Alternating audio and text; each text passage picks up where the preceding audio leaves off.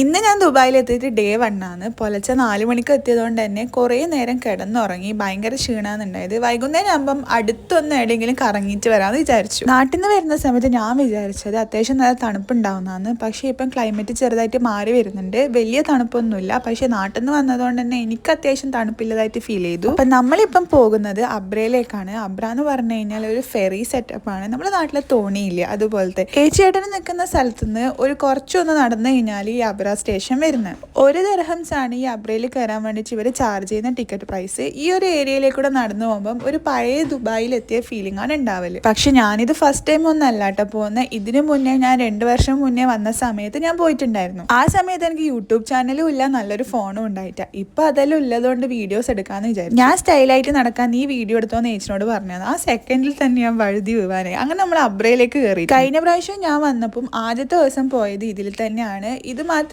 ഇവിടെ ജോലിക്ക് പോകുന്നവർക്കെല്ലാം ചെറിയ പൈസയിൽ ടിക്കറ്റ് പ്രൈസിൽ അവരെ ജോലി സ്ഥലത്ത് പോകാൻ വേണ്ടിയിട്ട് പറ്റുന്ന ഒരു ട്രാൻസ്പോർട്ടേഷൻ കൂടിയാണ് ഈ അബ്ര.